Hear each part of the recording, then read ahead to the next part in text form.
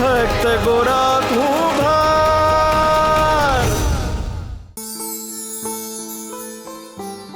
હાલો ત્યારે હું જાઉં છું. તમે ક્યાં જાઓ છો બાપા? બેટા બાજુના ગામમાં છે ને આ શરદ પૂર્ણિમાનું ભજનનું નોતરું મળ્યું છે. એક બે દીમાં પાછો આવી જઈશ. સારું, શાંતિથી જાજો. અને સાંભળો, બને એટલા જલ્દી પાછા આવજો. ના એટલે શું છે, આ મીઠીને વળી માત્ર તમારી જ બીક છે ને એટલે કહું છું. હાલો, જય શ્રી કૃષ્ણ. જય શ્રી કૃષ્ણ. હાલો હવે પગમાંથી કાકરો કાઢીને હળદર દાબી દો. હા, નહીતર પાછા તીખી ભાભી એટલે મીઠી ભાભી હમણાં ખીજાશે. ભાઈ શુરા, હું હમણાં માટી ખૂંદી દઉં છું. હો. હા ભાઈ, શાંતિથી, આરામ.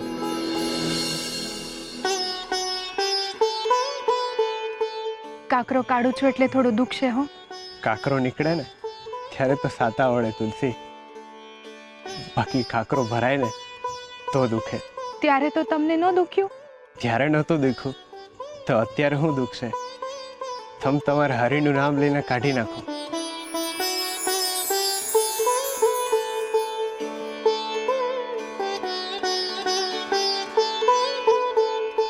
નીકળ્યો?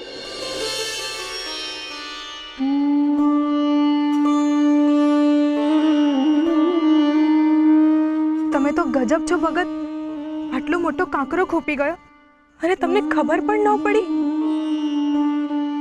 કેટલું બધું વાગ્યું છે, કેટલા બધા ઊંડા ઘા પડ્યા છે.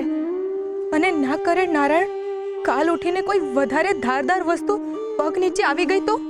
હૈયાને હરિના નામની ધાર વાગી છે, એનાથી વધારે ધારદાર તો શું હોઈ શકે તુલસી? જ્યારે હરિના નામની ધૂન લાગે ને ત્યારે ના કાકરા હામું ધ્યાન રહે, ના શરીર હામું. તન મનમાં ને એક જ ધૂન વાગે, મારા હરિના નામની. અને એમાં જો કોઈનું ધ્યાન ન પડે અને હંધોઈ લોહી વહી જાય તો શું? જેને આપ્યું છે એની ધૂનમાં જાય તો હું વાંધો. તમે તમારે ચિંતા ના કરો, હરિ હંધોઈ હાચવી લેશે. વાહ ભગત, સેવા તમારી હું કરું છું અને જશ બધો હરી લઈ જાય. હા, ક્યાંનો ન્યાય. હાલ હવે હળદર દાબી દો. હાલો, હરે કૃષ્ણ. હરે કૃષ્ણ. હરે કૃષ્ણ.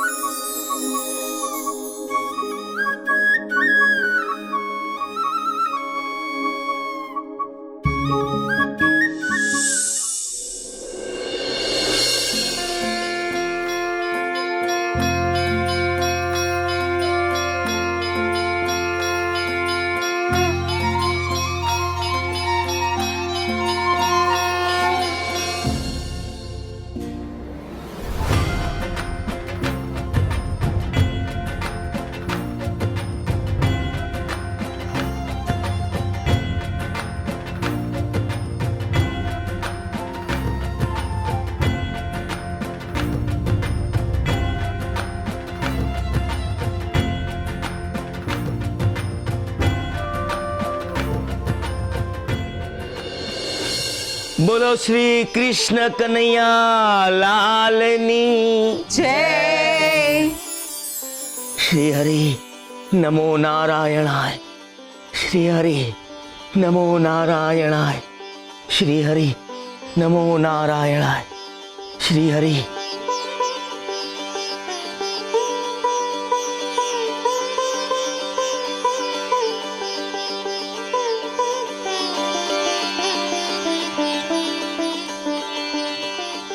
વાહ પૂજારી બાપા વાહ!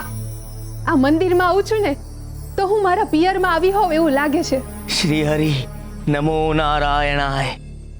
છે ને, ખોટી જગ્યાએ હારું બોલે છે ને હારી જગ્યાએ ખોટું બોલીને આવી. તઈ હું બિચારા ગોરા ભગતના પગમાં કાંકડો વાગ્યો તો એના હૈયે કાંટા વાગે એવા બોલ બોલીને આવી. શ્રી હરિ નમો નારાયણાય. તઈ હું નામ જ મીઠી છે, બાકી સ્વભાવે એકદમ કડવી છે.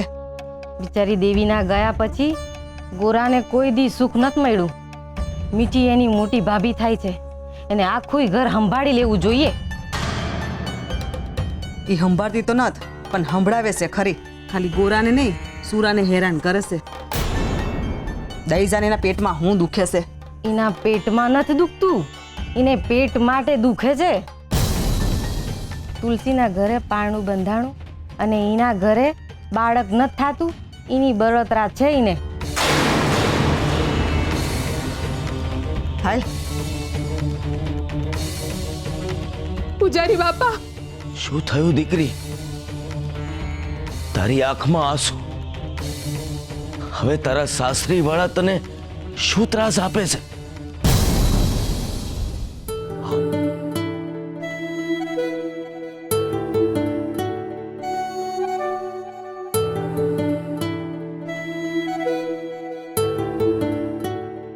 હરે કૃષ્ણ, હરે કૃષ્ણ. જુઓ ને, આકાશમાં ચાંદો કેટલો રૂડો લાગે છે. હરિએ જાણે પોતાના હાથથી સળગાઈ રહ્યો ને એવો. ભગત, તમારી એવી કોઈ વાત હોય છે જેમાં હરી ના હોય? હરિ વિનાની વાત તો ઘોંઘાટ કહેવાય. દરેક વાતમાં જે અર્થ હોય છે ને એ હરિ છે. આજે તો હરિનો દી છે. તમને ખબર છે, આજે શરદ પૂનમના દિવસે રાધા કૃષ્ણ રાસ રમે છે ને એની આયરે આખું બ્રહ્માંડ રાસ રમે છે. ભાઈબંધને રાધિકા માથા માટે બહુ પ્રેમ છે. મેં એમની આંખોમાં જોયું છે, એમના માટે પીડા છે. પીડા? અને હરીને, જે આખા જગતની પીડા હરે છે, એને વળી શેની પીડા હોય? જે બીજાની પીડા હરે એની પીડા કોણ હરે તુલસી? ભક્તોથી દૂર જવાની પીડા હોય છે. એ પોતાના ભક્ત વગર એક પળ પણ નથી રહી શકતા.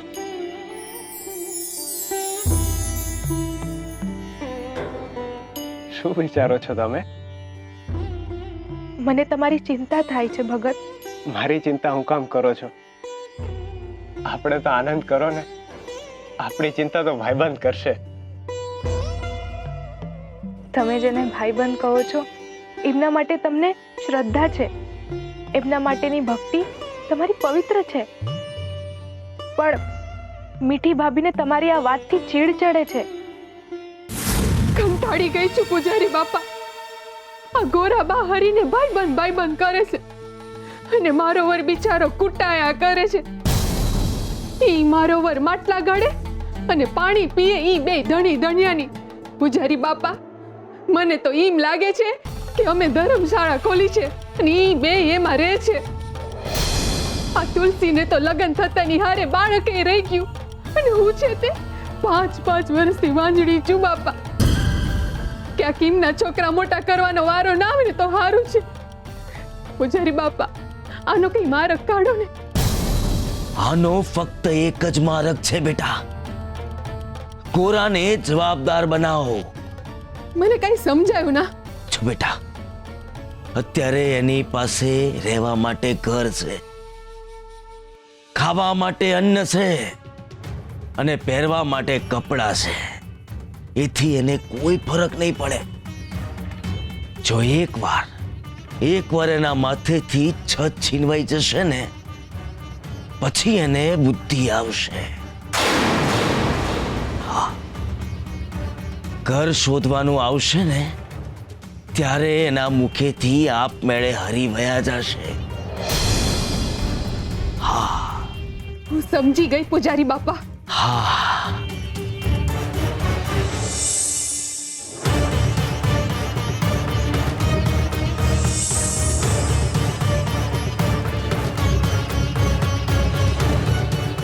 હવે જુઓ પૂજારી બાપા, ઈ ગેલાની શાન હું કેવી રીતે ઠેકાણે લાવું છું.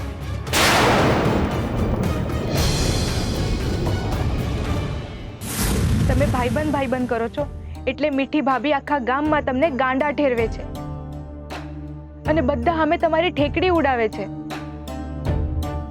કડવી ભાભી, એ અંધોઈ જવા દ્યો.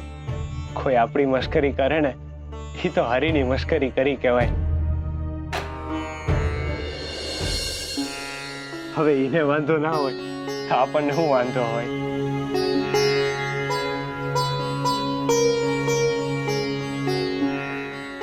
હરે કૃષ્ણ બોલો ને દૂધ પૌવા ખાઓ.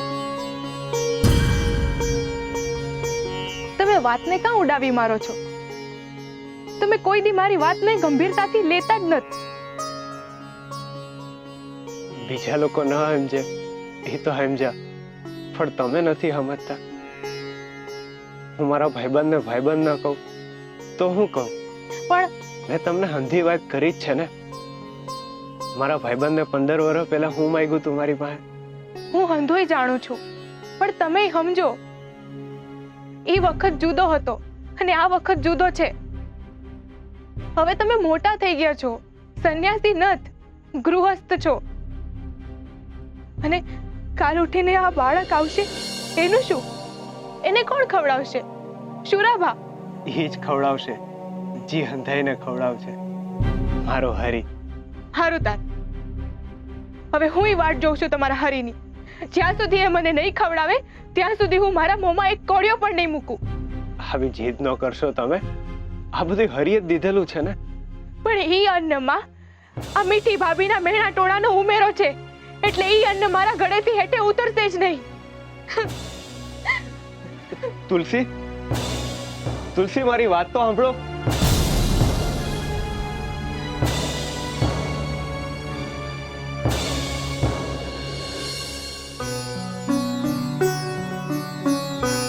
માફ કરજો ભાઈબંધ, અટાણે કોળીઓ મારા મોઢામાં નહીં જાય. પણ ગમે એ થાય ભાઈબંધ, આજે તો તમારે મને મળવા આવવું જ પડશે. હરે કૃષ્ણ, હરે કૃષ્ણ.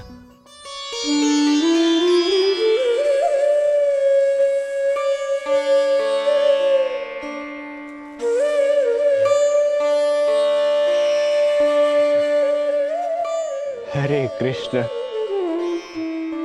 ભાઈબંધ, કઈક રસ્તો દેખાડ. તુલસી મનના પવિત્ર ને નિખાલસ છે. એ મને ખૂબ પ્રેમ કરે છે, પણ મારા લીધે આજે એ દુઃખી થઈ ગયા. ભાઈબંધ, કે આમ ભૂખા ના રહેવા જોઈએ. મારાથી એમનું દુઃખ જોવાતું નથી. કઈ ઉપાય બતાવો ભાઈબંધ.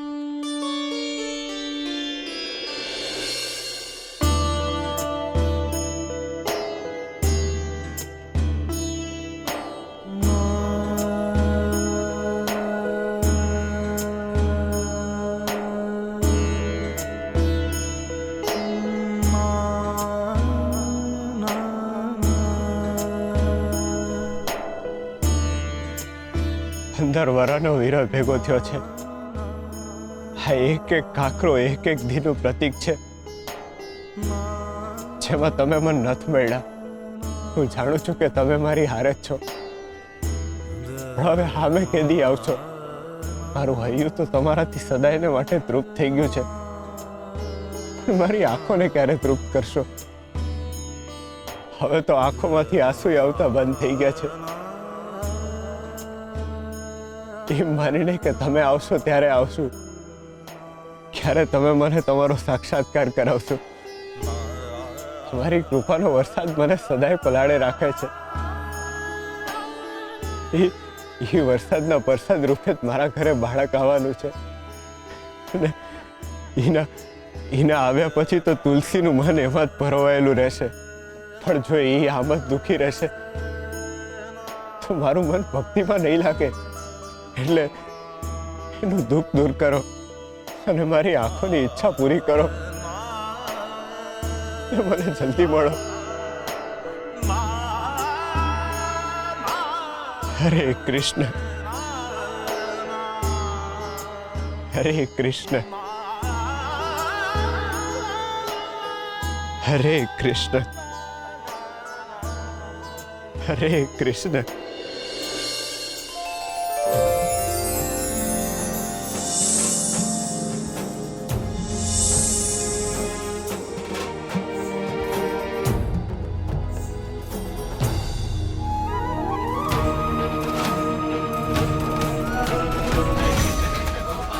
ના, તમારા ભક્તને અંદાજો પણ નહીં હોય કે જેટલી તૃષ્ણા એને તમને મળવાની છે એથી અનેક ગણી તૃષ્ણા તમને પણ એને મળવાની છે.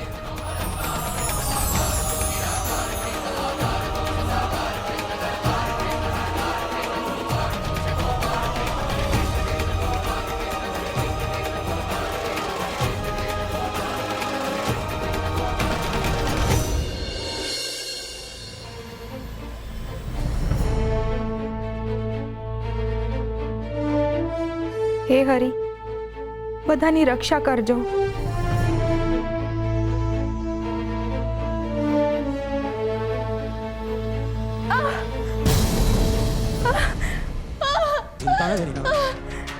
ભગત ભગત ઉઠો ભગત. હું થયું તમને? પેટમાં બહુ દુખે છે, પીડા સહન નથી થતી. ભૂખનું દુખતું હશે. તમે બે ઘડી આ બેહો, હું રસોડામાં ક્યાંક લેતો આવું. ના, સુરાભા અને મીઠીની કમાણીનો એક દાણો હું મોંમાં નહીં મૂકું. જીત છોડો તુલસી, અટાણે હિન્દુ ભૂલીને તમે તબિયતનું વિચારો. ના, જ્યાં લગી હું તમારી મહેનતનું અન્ન નહીં જોઈ લઉં ત્યાં સુધી હું નહીં જમું. થોડીક વાર હું આડી પડું, કદાચ મને સારું લાગે.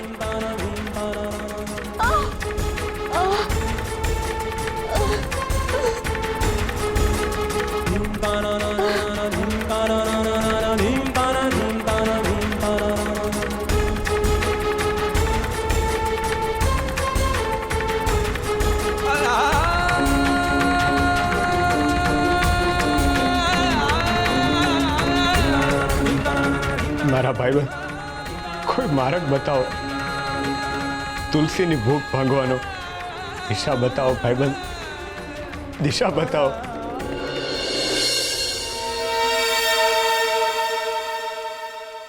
આહાહાહા, વાહ મીઠી વાહ, તારા હાથની સુખડીમાં ખરેખર મીઠાશ ભળી જાય છે. જાદુ છે તારા હાથમાં, જાદુ. ઓહો હો હો, હું વાત છે. આજ તો કઈ સુખડી બનાવી છે તી? તમે તો અડતા જ નહીં. કા? આ પ્રસાદની સુખડી છે. આપણા ઘરે પારણું બંધાય ને ઈ હાટું ભગવાનને ધરાવા બનાવી છે. મને દાયણે કીધું કે એકાદશીની સુખડીનો પ્રસાદ મંદિરમાં ધરો ને તો આપણા ઘરે પુત્રની પ્રાપ્તિ થાય. એટલે પહેલા કાણુડો ખાહે ને પછી તમે.